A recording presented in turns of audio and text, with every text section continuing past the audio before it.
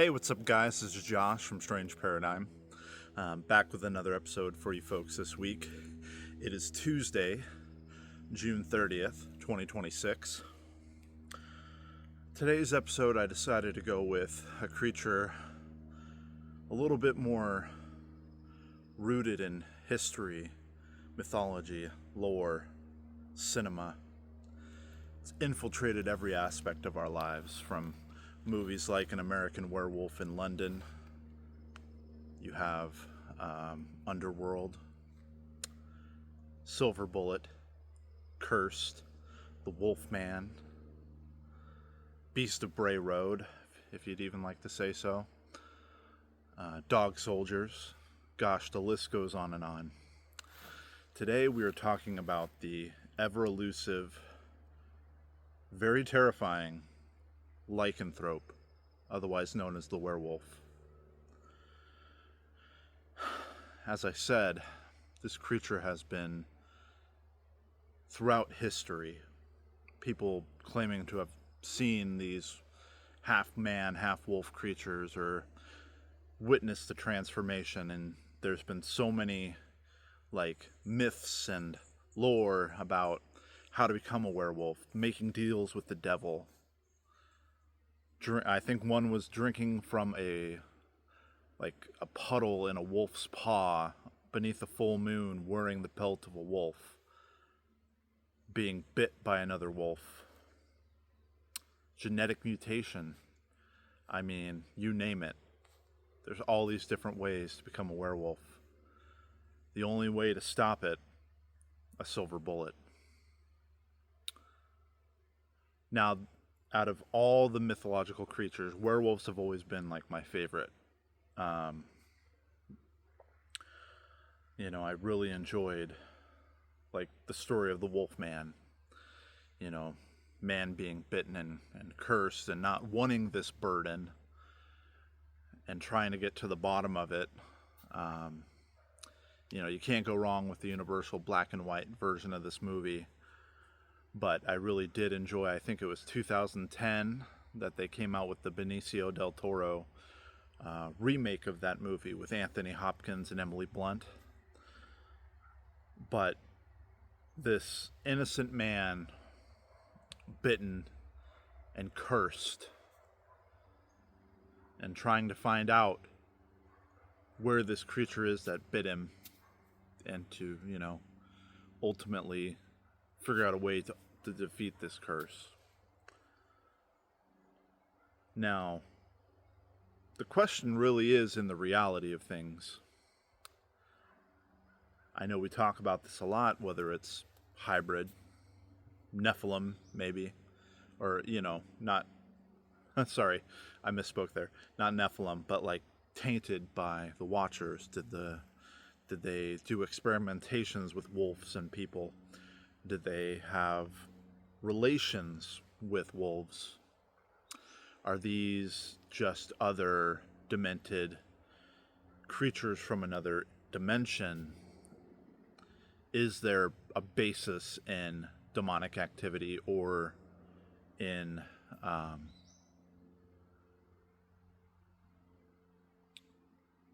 sorry.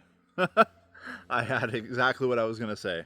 So demonic activity, interdimensional, is it experimentation?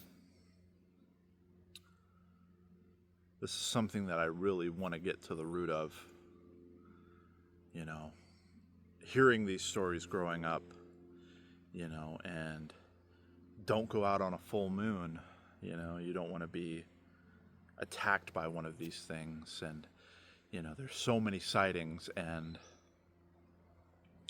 the Beast of Bray Road, I believe that was werewolf related, or Dogman. I don't know. Are they distant cousins, really?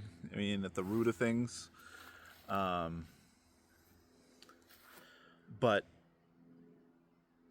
it's hard because wolves are my favorite animal. I love how they can be pack-minded, but also be lone wanderers on their own, and they can take care of themselves. They don't have to be in a pack, but they choose to be in a pack. And some decide that they want to be recluse or alone or solo.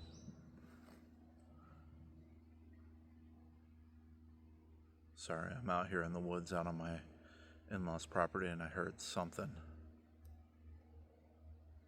Oh, we'll continue on anyway. But where do these creatures come from? Is the real root of it, and is there some truth behind any of it? I honestly think with all the strange that people witness and things leaking their way into our world, I believe that there is the possibility of werewolves existing. You know, they may not be exactly demons, but they can be related. I mean, you don't really hear any good stories about werewolf run-in encounters. It always ends in violence or being scared to death. And then you have livestock being mutilated and killed and eaten, and just pure terror. So they may or may not be of that origin, but they're definitely not up to any good.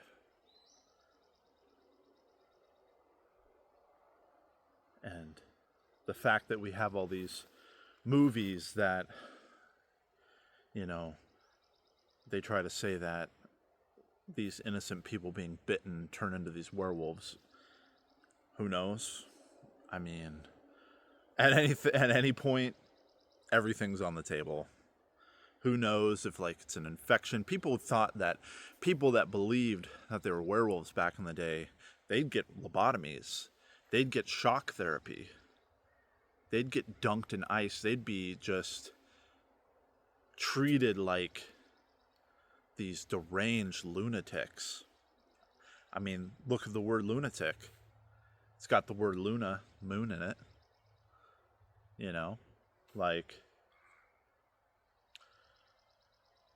but they treat everyone that claims to have any relations to those creatures, or they say that they are a werewolf, they're treated as if they're mentally unstable or just, you know, mad, for lack of a better term. So who knows what's really going on out there?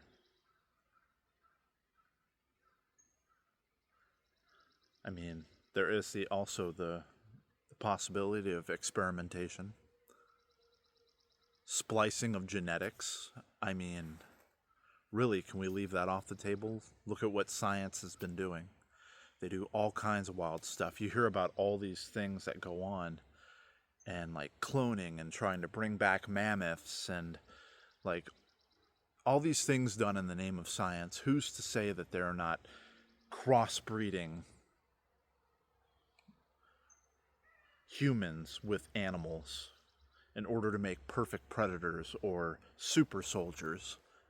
I mean, may I say more?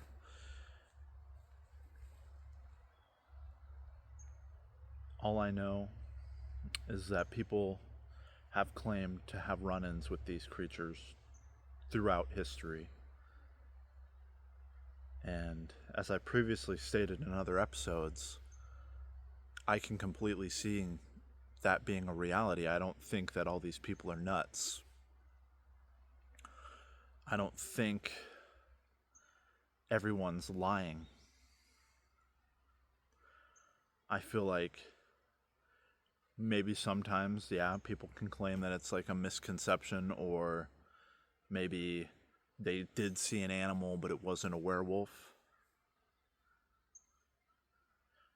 But a lot of them describe them in very vivid detail.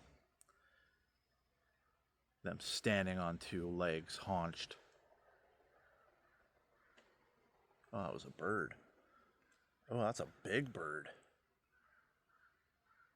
We have eagles out here too. There's an eagle that usually roosts way down the road, but like, that was a big bird. That bird could eat other birds. Holy crap. Pardon me. Pardon my French, folks. Nothing holy about that, but crap, that thing is huge. Okay, Sorry, sidetracked. So,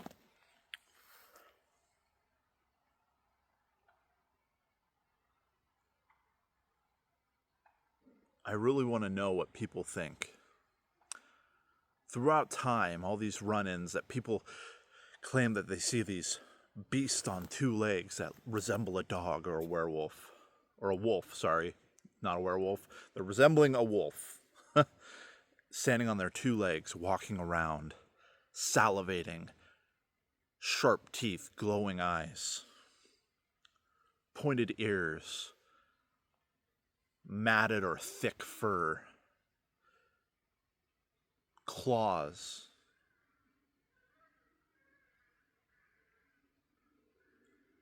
I mean, if they were seeing something like a bear, it'd be. No, I mean, who knows? I haven't had a personal like one-on-one run-in with a bear face to face, but I feel like you would notice like, well, one, more of the rounded, kind of not as pointed canine ears. The muzzle would look, I believe, a bit different. Their stature and their build, I feel like, would be different than what these people describe. Is there chances that some of these people may have run into a bear or something like that? Absolutely.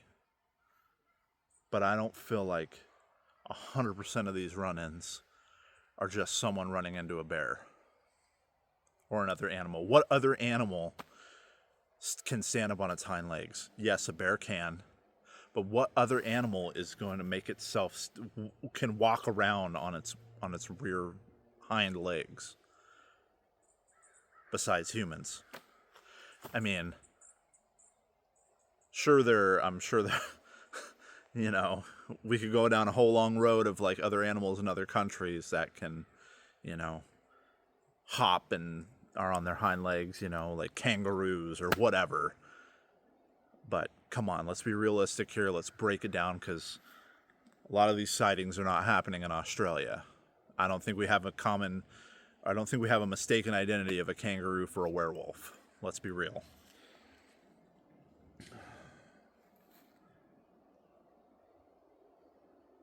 But,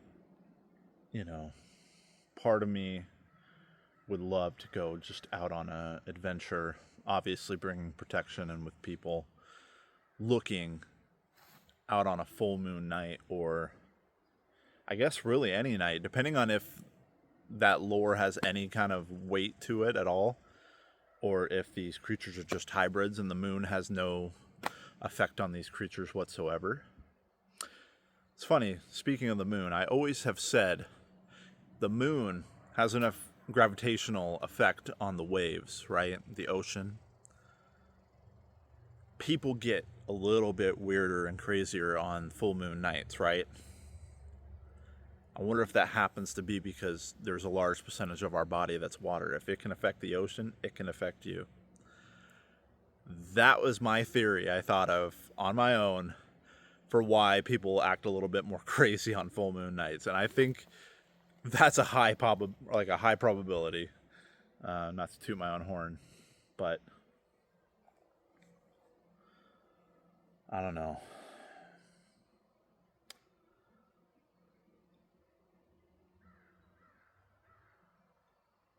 I mean, people even look back and say that in the Bible that there's some resemblance in the story of where Nebuchadnezzar is, punished and is like the beast of the field eating, and has long matted hair and nails like talons and stuff, that maybe that's a form of lycanthropy. Like, I don't know. That's above my pay grade. But I really, really mainly want to say that I think that all these creatures were within a realm of possibility. And whatever the nature of their existence, I feel like there's a darkness surrounding it.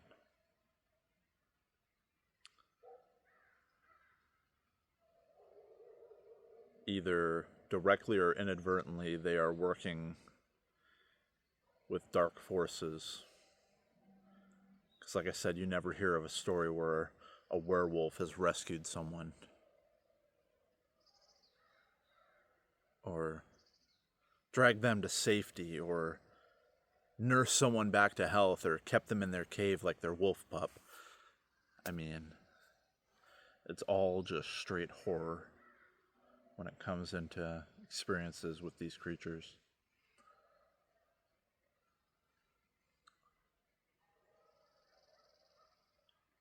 And it may be people making deals with the devil. Like I said, that is another belief that some of these people are either cursed or they've made a deal with Satan. And as I've said, Satan and the enemies of Yahweh cannot create, they can only distort and twist. And that could possibly be what they're doing. Doing some kind of darkness to twist and distort man into a beast. But that isn't for me to say. Only Yahweh above knows. But I'd really love a chance to talk to some of the people that have had run-ins or experiences with these creatures and really get to pick their brains. I've seen so many movies over my lifetime about werewolves, and I've always been fascinated.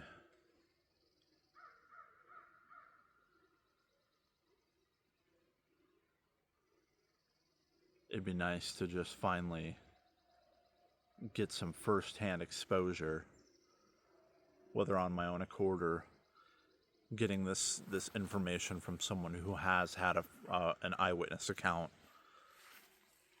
experience. If that's you, please feel free to leave a comment in my comments, or you can always reach out to me on Facebook, TikTok, Instagram, just under Strange Paradigm. Tell me your story. We could talk about it. I'm literally here to discuss these things openly as a believer, not only in Yahweh, but in the strange and the weird. My paradigm has shifted majorly in the last year. I've had weird experiences, not with these particular things, but with other things, and you can watch my previous videos to kind of get a grasp of what I'm talking about. I haven't shared everything. I feel like there's a time and a place where I will get to where I can share other things that I've witnessed in my lifetime, but I have had strange first-hand experience, and I didn't know what to do with it. But I would like to be that person for someone else to talk about it, to not sweep it under the rug, to have open discussion and not think that you're crazy. Because honestly, you're not. I feel like there's so much in the unseen. Things moving along shadows, moving between dimensions, coming from the second heaven, deep down in the caverns, everywhere.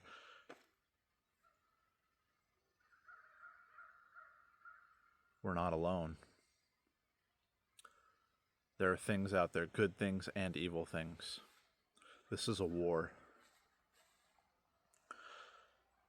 So feel free to message me and call me, or hit me up and we can either just talk about it through messages, or if you feel comfortable, we can talk about it live on the internet. Hopefully I'll be set up in my new studio here soon once we're moved into our new house. There's been a lot of hiccups, not on our end, on our buyer's end, but it's kind of kept things delayed. So I've had to be creative and still initiate these videos and just try to do my best with the little bit of time that I have, when I can, where I can, to fill in the space until we're able to do long episodes and interviews. But I'd love to talk to you, and I'd love to hear what you guys think on werewolves. I know these videos are brief. I'd love to get more in-depth videos going, and eventually I will. We will have long discussions.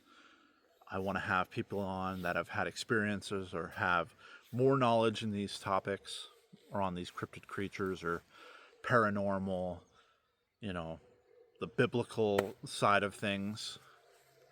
Because, of course, as always, stay grounded in Yeshua and Yahweh. They are your firm foundation. Your paradigm can shift and it can expand. Just remember to stay rooted in Christ, in the Word. Because here we're all about faith, fringe, and fellowship. Looking at everything through a biblical lens, being open to the ideas of everything, but remembering, of course, that Yeshua is King, and that God is sovereign, and that nothing happens unless He permits it.